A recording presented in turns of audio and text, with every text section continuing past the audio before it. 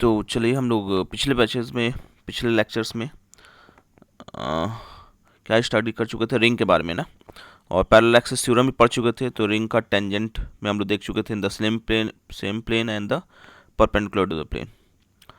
अब आते हैं हम लोग थोड़ा डिस्क पे ना, ठीक है। डिस्क पे एक बात करते हैं। तो हम लोग अभी तक देख रहे थे लीनियर मास डिस्ट्रीब्यूशन की। अभी जो हम लोग आए थे वो क्या आता है, सरफेस मास डिस्ट्रीब्यूशन और सुपरफिशियल मास डिस्ट्रीब्यूशन, ठीक है। यानी अब हम लोग इसमें बात करेंगे कि मास पूरा कहाँ पे है, सरफेस पे डिस्ट्रीब्यूटेड है। तो ऐसा कब होता है, ठीक है। सरफेस पे कब डिस्ट्रीब्यूटेड होता है, जबकि हम लोग मान के चलते हैं, वैसे तो नेट अगर हमको डेंसिटी निकालना होता है तो डेंसिटी तो हमेशा मास बाई वॉल्यूम होता है, पर हम लोग मास बाई एरिया कब ले सकते हैं, ठीक है। सरफेस मास डेंसिटी की बात हम कब करते हैं, जब जो थिकनेस है, ठीक है, थिकनेस नेग्लिजिबल हो। थिकनेस जो है एज़ कम्पेयर टू एरिया, जो क्रॉस सेक्शनल एरिया, वो क्या हो, बहुत कम हो, ठीक। Thickness comparable to surface area हो, नेग्लिजिबल हो, ठीक है। थिकनेस नेग्लिजिबल है। थिकनेस को अगर हम टी से डिनोट कर लें और एरिया को ए से, तो बहुत बहुत छोटा हो एरिया के सामने। एग्जाम्पल, सबसे कॉमन एग्जाम्पल आपका कॉपी का पेज, ठीक है, उसका थिकनेस उस पेज के सरफेस एरिया से बहुत कम है। Board, black board, white board, जो भी हो, ठीक है, माइका प्लेट्स, ठीक। तो सबसे बेस्ट एग्जांपल तो आपके सामने आपके बुक का या कॉपी का पेज है, ठीक। सिंपल सा आपको दिख रहा होगा कि थिकनेस बहुत कम होता है उसमें कंपैरिजन टू द सरफेस। तो ऐसे केस में हम लोग डेंसिटी को क्या मान सकते हैं कि डेंसिटी जो होगा वो सरफेस डेंसिटी होगा, सरफेस मास डेंसिटी, ठीक है। तो ऐसे केस में हम लोग मानेंगे कि मास केवल कहाँ डिस्ट्रीब्यूटेड है, सरफेस पे, ठीक है। थिकनेस जब बहुत बहुत कम हो सरफेस एरिया से, तो हम मान के चलेंगे कि मास केवल कहाँ डिस्ट्रीब्यूटेड है, सरफेस पे। तो उस केस में हम सरफेस मास डेंसिटी यूज़ करेंगे, ठीक है। सरफेस मास डेंसिटी, और सरफेस मास डेंसिटी की हम लोग किससे डिनोट करेंगे, सिग्मा से, ठीक है। और सिग्मा को लिखेंगे मास अपॉन एरिया। सिग्मा को क्या लिखेंगे, मास अपॉन एरिया, ठीक है। ये आ जाएगा सरफेस मास डेंसिटी। क्लियर है, कोई दिक्कत, वेरी गुड, ठीक। तो अब यहाँ पे जो हम लोग पढ़ने जा रहे हैं नेक्स्ट हमारा, वो इसी पे है कि हम लोग सरफेस मास हम लोग मानेंगे थिकनेस नेग्लिजिबल है। जैसे एग्जांपल डिस्क ले लेंगे। एक बेसिक एग्जांपल तो आपके सामने हम दे ही चुके हैं, बुक या कॉपी का पेज। अभी हम लोग जिसमें लेंगे अपने इस थ्योरी चैप्टर में, वो लेंगे डिस्क ले लेंगे, हॉलो स्फीयर ले लेंगे, हॉलो कोन ले लेंगे, हॉलो सिलेंडर ले लेंगे। This are all the examples of surface mass distribution का। क्लियर है, तो आइए अभी हम लोग इसको देखने जा रहे हैं, डिस्क को, ठीक है। तो डिस्क में हम लोग वही देखेंगे कि मास पूरा थिकनेस नेग्लिजिबल है और मास केवल हम लोग सरफेस मानेंगे और यूनिफॉर्म, ठीक है, यूनिफॉर्म डिस्ट्रीब्यूशन है। तो डेंसिटी जो हो जाएगा कांस्टेंट हो जाएगा, मास अपॉन एरिया ले लेंगे, ठीक है। तो डेंसिटी हमारा क्या हो जाएगा, मास अपॉन एरिया। अब हम लोग डिस्क का क्या निकालने जा रहे हैं, तो एक ऐसा एक्सिस जो डिस्क के सेंटर से पास कर रहा है और परपेंडिकुलर टू द प्लेन है, उसके अबाउट हम इस डिस्क का मोमेंट ऑफ इनर्शिया निकालने जा रहे हैं, ठीक है। Moment of inertia about an axis passing through centre of mass of the disc and perpendicular to its plane. Disc का रेडियस आर दिया हुआ है, मास एम दिया हुआ है, ठीक है। तो सरफेस मास डेंसिटी क्या हो जाएगा, एम बाई एरिया क्या हो जाएगा, डिस्क का सर्कुलर होता है, पाई आर स्क्वायर। क्लियर है, कोई दिक्कत, कोई कष्ट। अब इसमें हम लोग के पास फॉर्मूला पता है। फॉर्मूला क्या पता है, किसका फॉर्मूला पता है, ठीक है, कि आई इज इक्वल टू क्या होता है, integration of small mass into R perpendicular का स्क्वायर। अब इस डिस्क में स्मॉल मास कैसे लेंगे, रिंग ध्यान है आपको, रिंग का ऐसे एक्सिस था, सारे मास आर डिस्टेंस पे थे, तो सीधे सीधे सारे मास कितने परपेंडिकुलर डिस्टेंस पे थे, आर, तो सीधे सीधे उसका मोमेंट ऑफ इनर्शिया क्या हो गया था, एम आर स्क्वायर। वैसा ही कुछ इसमें रिंग टाइप बना सकते, ढेर सारे रिंग बन के, जैसे से गोला गोला गोला गोला, ढेर सारे रिंग बन के पूरा इनफाइनाइट नंबर ऑफ रिंग्स बन के डिस्क बन जाएंगे ना, जिसका रेडियस जीरो से स्टार्ट होगा और कहाँ तक बढ़ते बढ़ते कहाँ जाएगा, आर तक, ऐसे भर देगा, ठीक है, ऐसे भर सकते हैं। 0 से स्टार्ट होगा, और ऐसे ऐसे बढ़ते, 0 से स्टार्ट होते होते होते होते होते होते होते होते बढ़ते बढ़ते बढ़ते बढ़ते बढ़ते बढ़ते कहाँ तक जाएगा, R तक। तो हम लोग क्या मान लें कि ढेर सारे रिंग से बना हुआ है ये डिस्क। किससे बना हुआ है? ढेर सारे रिंग से बना हुआ है, इनफाइनाइट नंबर ऑफ रिंग से बना हुआ है, जिनका रेडियस कहाँ से स्टार्ट होगा, 0 से कहाँ खत्म होगा, सबसे बड़ा रिंग कौन सा होगा, R। 0 से R के बीच में इनफाइनाइट नंबर ऑफ अगर रिंग को हम अटैच कर दें, concentric rings, infinite number of concentric rings को अटैच करें 0 से, जिसका रेडियस 0 से कहाँ तक जाए, R तक, इनफाइनाइट नंबर, तो वो एक पूरा डिस्क का शेप देगा। ठीक है, क्लियर है। तो हम लोग वही चीज़ लें कि यहाँ से x डिस्टेंस पे सेंटर से एक dx वर्थ का हम लोग एक रिंग बना लें। ठीक है, तो इसका अगर मास हम स्मॉल मास ले लें, तो ये एक रिंग है, तो रिंग का सारा डिस्टेंस उसके रेडियस के बराबर होगा, परपेंडिकुलर डिस्टेंस।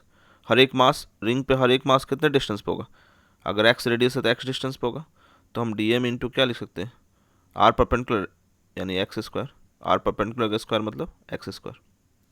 ठीक है, dm into R perpendicular formula होता है हमारा। ठीक, तो r परपेंडिकुलर क्या हो जाएगा, अगर हम x डिस्टेंस पे dx वर्थ का रिंग ले रहे हैं, तो रिंग के सारे मासेस इक्वी डिस्टेंट होते हैं सेंटर से, तो r परपेंडिकुलर की वैल्यू इस केस में क्या हो जाएगा, x। क्लियर है। अब क्या हो गया हमारे पास, टारगेट क्या निकालने का, dm। dm कैसे निकलेगा, हमारे पास क्या अवेलेबल है, सरफेस मास डेंसिटी। तो dm निकालने के लिए हमको क्या चाहिए, सरफेस एरिया चाहिए, जितने दूर का मास निकालना है उतने दूर का एरिया चाहिए।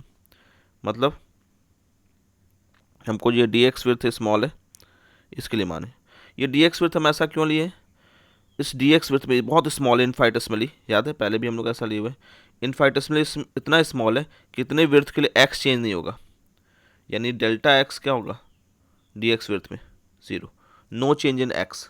ठीक है, रेडियस चेंज नहीं होगा, dx विड्थ के लिए रेडियस चेंज नहीं होगा। तो हमको अगर ध्यान दीजिए कि अगर हमको इस dx विड्थ का ये इसका एरिया निकालना है, ठीक है, तो इतने दूर में रेडियस चेंज नहीं हो रहा है, तो हम लोग कह सकते हैं कि अगर इसको काट के स्ट्रेट करेंगे तो ये कुछ रेक्टेंगल टाइप आएगा, dx विड्थ का रेक्टेंगल। अगर इसको मैं ऐसे काट दें, इसको फैला दें, क्योंकि रेडियस चेंज हो रहा है तो सरकमफ्रेंस चेंज नहीं होगा, तो अंदर से लेकर बाहर तक का सरकमफ्रेंस, अंदर वाले का जो सरकमफ्रेंस होगा वही बाहर वाले का सरकमफ्रेंस होगा। ठीक है, सबका सरकमफ्रेंस सेम होगा, और कितना होगा, 2πx। तो अगर हम काट के इसको फैला दें तो एक तरह से ये लंबा सा रेक्टेंगल बन जाएगा, कितने विड्थ का, dx विड्थ का, और कितने लेंथ का, सरकमफ्रेंस के बराबर, यानी 2πx। ठीक है, कितने लेंथ का बन जाएगा, ये ऐसे बनेगा, ये dx विड्थ हो जाएगा, और लेंथ कितना हो जाएगा, काट के फैला दिए तो कितना लेंथ हो जाएगा, सरकमफ्रेंस, तो सरकमफ्रेंस क्या होगा, 2πx। तो एरिया क्या हो जाएगा, लेंथ इंटू विड्थ, यानी 2πx dx। काटे हैं, dx विड्थ है, फैला दिए, फैलाएंगे तो लेंथ कितना हो जाएगा, 2πx, तो एरिया कितना हो गया, 2πx dx।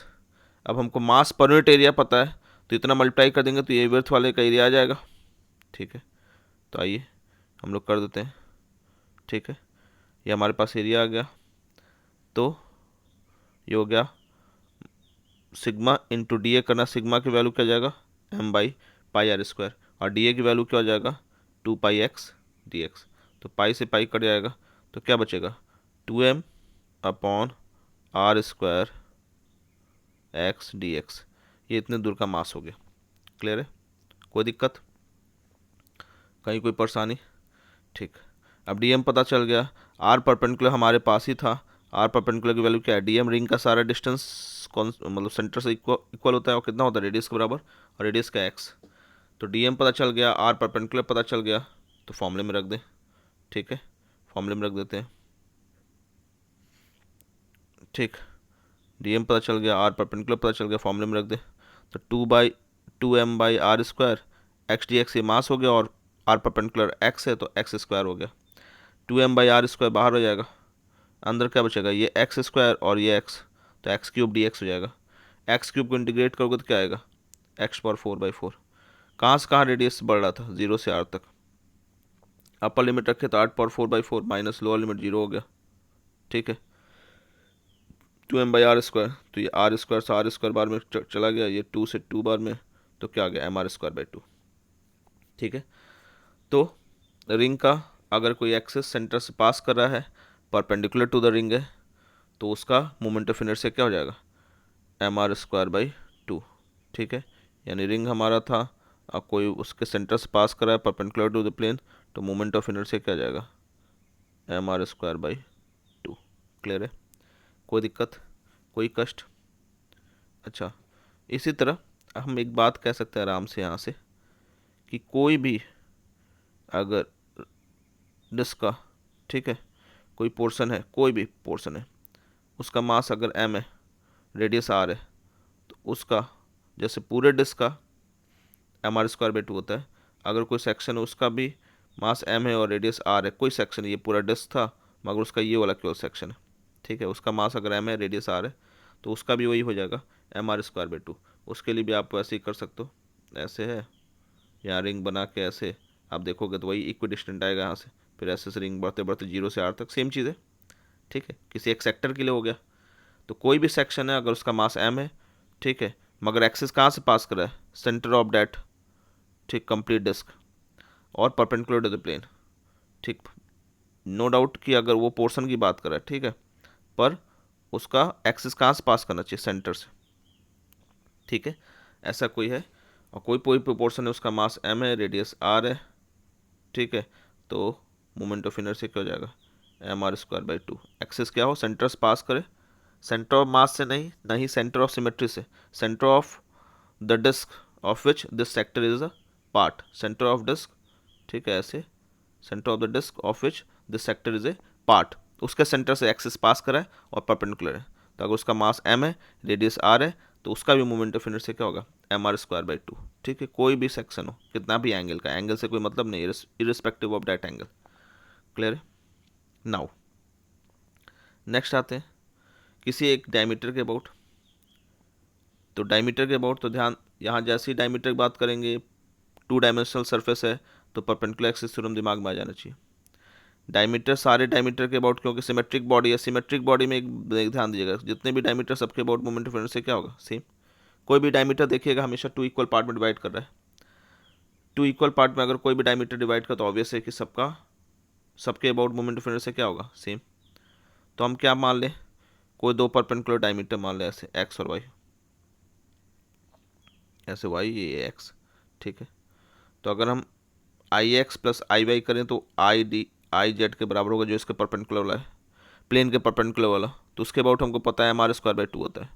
और I x I y same है क्योंकि दोनों डायमीटर है, तो I z equal to I x plus I y according to perpendicular axis theorem.